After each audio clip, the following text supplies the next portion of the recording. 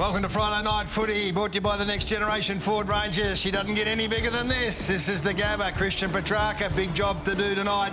Jake Lever's been in good form for the Demons, and Big Max Gorn's going to have to lead from the front because the Brisbane Lions are in good form, and the winner of this game guaranteed a top four spot and a double chance. You can still win a premiership for outside the top four, boys, but as you well know, much easier to do it from inside. Absolutely it is. I can't wait for tonight, guys. I know. I want bragging rights in about 3 hours' time. Well, are you two all right?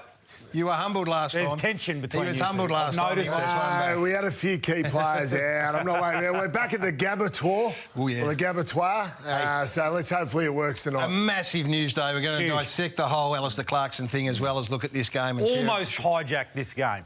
But not quite. Let's be honest, it did for a little while, but our focus is very much on it now. And the coach of the Melbourne Footy Club, always good with his time, is been good enough to join us. Goody, welcome.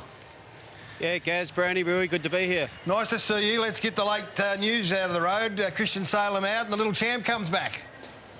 Yeah, he does, yeah. Jake Bowie's back into the team. Obviously, Salo, trained yesterday. Still a little bit sore, a little bit tight through the groin. So, obviously not the time of year to take a risk. So, he's out and Jake Bowie comes back in. He's played some good footy at VFL level.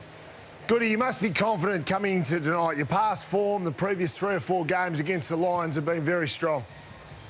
Yeah, they have, Brownie. We've certainly been able to win the contested ball, been able to win the territory battle, and it's put us in great shape against who we think is a really good side. They play the right way, they play a forward half game, and they're a very strong contested team. So that's where the game's going to be won against tonight, through that midfield battle and inside your forward 50.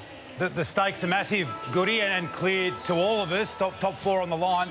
You've spoken a lot about the themes that you run with from week to week as a coach. Is that part of the conversation tonight? Yeah, look, it is part of the conversation. We know the stakes are high and you want to get rid of the elephant in the room. The players are certainly well aware of what's at stake tonight. So just to acknowledge that, but also to be really clear with the boys about, in these type of games, which we've experienced a lot in the last couple of years, about what's really important to be able to execute in this type of game. And one of those things is to be really clear on what's the games require, but also to enjoy yourself, have fun, and make sure we play the way we want to play. Goody, how do we assess your form the last 8 weeks? You're 5-3. What parts of your game are going really well and what parts of your game do you need to improve? Oh, look, I think in the last month we've been able to certainly turn around the territory battle and start to get some dominance inside our forward 50. We're 13-1 from when we win entry inside 50, and there's no doubt the more we connect better inside 50, the better the result's going to be. So, we think we got the game looking the right way again. It's just a matter of executing a little bit better in front of goal. The inside 50 work, Goody. Who do you look to more? Is it the midfielders putting their hands up and saying, oh, we can probably deliver it a little bit better, which is usually the case, or is it the forward saying, no, we need to get off our men a bit better and create space? Yeah, it's a combination, really. There's no doubt our mids at times could deliver the ball a little bit better, but it's the type of entries you get as well. What type of entries? Are they quality entries? Are they out in space? Or are they always rushed and under pressure? And, we work really hard at getting the better type of entries and making sure our forwards can connect. Arms to Neil. He'll certainly be looked after, the Gaz. He's a pretty high-quality player, so he's a big watch for us and someone that's going to have a big impact in the game. So there's no doubt he's the barometer for how they play. So we've got multiple different strategies in place ready to go, but he'll be a watch for sure. Matheson did the job last week on Steele. If you were Brisbane, who would you send one to, Petrarca or Oliver? I wouldn't be able to choose. They're like having 2 sons. You don't know which one to go to. But, look, Clary's got a lot of attention in recent times. He holds up to it really well. But whatever they do, we're prepared and we'll try and maximise whatever they do to our advantage and get the advantage where we need it. Good luck, mate. We're looking forward to it. It's going to be a belter. Thanks, guys. Looking forward to it. Simon Goodwin, coach of the Melbourne Footy Club, and we'll hear from Chris Fagan a little later in the program as well. So. Neil, going to step around Lachie Neil. I normally back him. Got tagged last week. I think they've brought in Harms to tag him again. So stepping around Lachie Neil. Same game multi-time. Total points. I expect it to be lower scoring. Clayton Oliver, Brisbane don't tag, so he should be getting 30-plus disposal. And that man Brayshaw has spoken about him. Good luck if you are punting, but please gamble responsibly. You know the score. Stay in control. Gamble responsibly. You're watching Friday Night Footy on Fox, brought to you by the Next Generation Ford Ranger.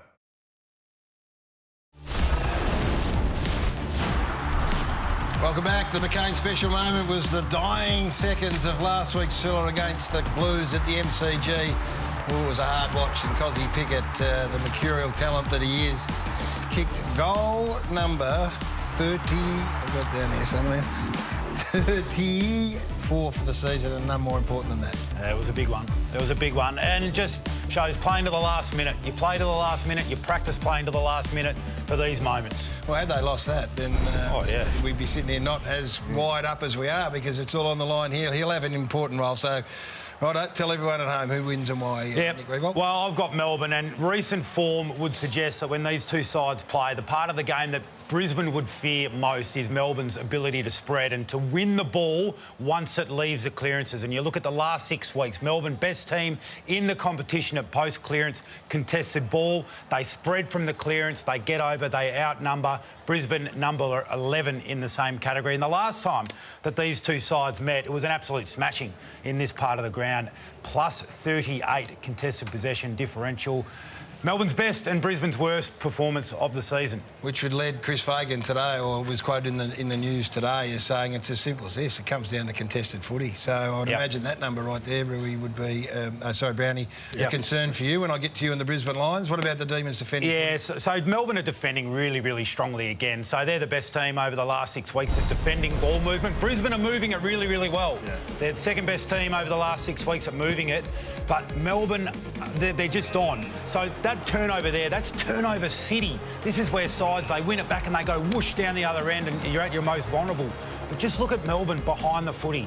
They turn it over in the most vulnerable part of the ground, yet the coverage in behind the ball, the way the mids and the half-forwards slide up, they hold Fremantle up, they force them back into the corridor. All thanks to Zero, that lab. I reckon Brisbane are going to be more inclined to go there. There's an opportunity. We saw that from a Fremantle player there where he could have picked it off. I reckon tonight especially, they're going to be more inclined to go. Get your Brisbane Lions fans up and about. Absolutely, yeah. With Rich and Coleman there, the ball movement's key. They move the ball really well, especially the Gabba. We know it's a pretty slick ground. Now, there's their scoring. The Lions scoring the last 2 years when they score over 90 points, going at 89%. Under 90 points, 29%. So that's a key one we can watch out tonight, 90 points. And the reason I bring this up is because it's an area that Melbourne are really struggling with at the moment. The Lions have averaged over 100 points this season. It's been fantastic. Look at the forward half group. We spoke to Simon Goodwin about, their inability at times in the forward line, the D's to score, but the Lions have got a lot more confidence. So look at their goal scorers to the left there of the Lions. Plenty of goal scorers there, guys, small forwards, tall forwards. Then to the right, you've got the Demons players. Now, you've got a couple there that are not playing, McDonald and Wiedemann, so you can take their goals out, add Jackson in, who's kicked 10 goals for the year, and you just wonder, you think, to beat the Lions of the Gabba, you need 15 goals. And at the moment, I'm looking at that forward group / midfield group and going, can they score 15 goals against the Lions? So it's a more even spread, Brisbane, isn't it? It is. It's a more even spread, no doubt about that. However, I'm going to take you back to this round 15 game at the MCG. If you're going to play three key forwards, McStay, Hipwood and Danner, you need to play with greater presence than what you showed on this Thursday night. They were disappointing. Lever and May were able to take over with their intercept marks, especially Jake Lever, who would have walked away and not had to wash his uniform. He did not get bruised. He did not have to earn a kick. Daniel McStay would have been disappointed with that. 3 goals between the 3 forwards. They need to turn up and play with greater presence. I remember Brownie came in steaming on the Monday with the key forwards. Been straight into the rooms for a week. It might have been a Fagan plant. It's a very good point, though. They need to contest, because if you're a Demon supporter, you're worrying about the ground ball, particularly Charlie Cameron and the like. Well, that's the one. It's got to get the ground, and that's where the big boys need to throw their weight around. Speaking of big boys, let's go to the ground. Alistair Lynch is with the coach of the Brisbane Lions, Chris Fagan. Chris, thanks for your time. This is what coaching and playing footy is all about, these big games, isn't it? Yeah, it's exciting, Lynchy, to be in a position where we've got a game tonight. If we play well and win, we can finish top 4. That's what you aim for, and we've worked hard to put ourselves in that spot, and hopefully we can make the most of it. Yeah, over the last 22 weeks, you've played mostly really good football. Yeah. Do you reflect on the last month, or do you have to reflect on the last few games where you've played Melbourne? Well, a bit of both, I guess. I feel like our form's on the rise, but in round 15 we had our worst performance for the year against Melbourne, and also the final last year we didn't do so well, and they got us in the second half last year. So we've looked back at those games to see what was the main cause, and it's pretty obvious they've been able to dominate us at contested possession. We're a good contested possession side, but it just seems against them we haven't been able to get it done, so it's been a focus for tonight. Yeah, you mentioned the contested possession and the territory game, I think you were saying in your press conferences after those games. How do you address that? What's the difference that you've got to get right to get the contested ball right? Yeah, so it's been a few things for us, and as I say, we're a good contested ball side. Our numbers are great, but not against Melbourne. So we've gone to work on our craft. We've gone to work on some of the structure around those stoppages. Tonight we have some more personnel that we didn't have in that game with Zorko and Bailey and Reece Matheson. So it's a combination of things that we're hoping will help us do better in that area tonight, because we have to. Yeah, and they are a very good side. They are. Outside the contested ball, what's the other major aspect you've got to take away from them?